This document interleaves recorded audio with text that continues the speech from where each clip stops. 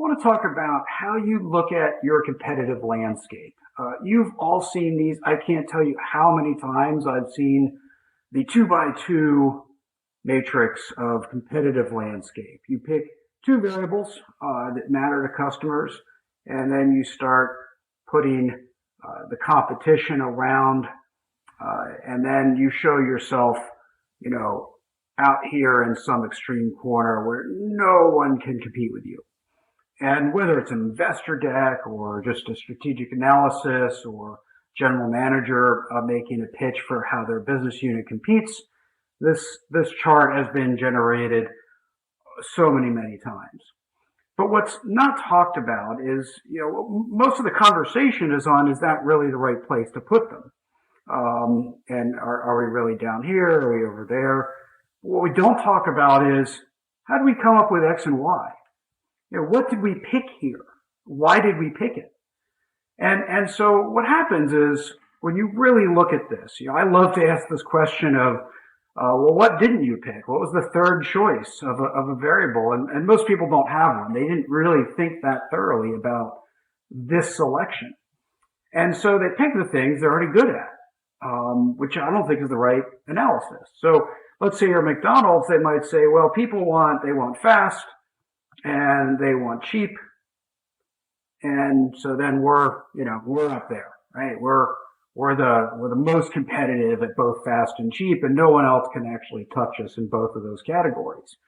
But then, someone like Burger King will come along and say, no, it's really about, customization. And that's a variable that really matters to the customers. And so you have to understand, how are we coming up with these variables that when we start to lay out the competitive landscape? So a few things that people have to consider when doing this. First is that it's not about you. That's where people make the first mistake. They look at what they're good at, what they think their solution's good at. Those are the variables they put down there. Who it's about is your customers. How do your customers make decisions? What variables are they looking at when they make a purchase decision? That's who it's about. That's how you have to understand what goes here. Second is that, not all customers are the same. And so as we look at customers, we're really doing customer segmentation just by choosing variables on this chart. So when we start to look at the different segments of customers, there's some customers that want fast and cheap. And for those customers, we can look at where we fit on that competitive landscape. And then for those customers that value healthy food and variety, these are two different variables, and we might have a different competitive landscape. So understand, just by picking two variables, you're segmenting your customers. And so now you have to talk about it that way. How many customers does that now represent? The customers that care about those two variables. So you have to understand that as the second point.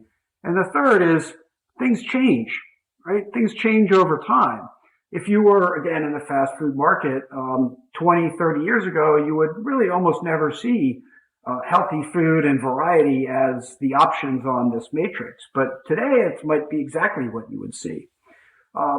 So, again, we see these competitive landscape matrices or charts. We start to look at where we fit, but we're often asking the wrong question. It's not just where these companies belong on our matrix. It's what we picked for X and for Y. What are the variables that actually shape the market? That's what's going to tell us where we stand in the competitive landscape. I hope you can apply this to your business, whether it's a startup, you have a pitch deck, you're working on a product plan, whatever it is.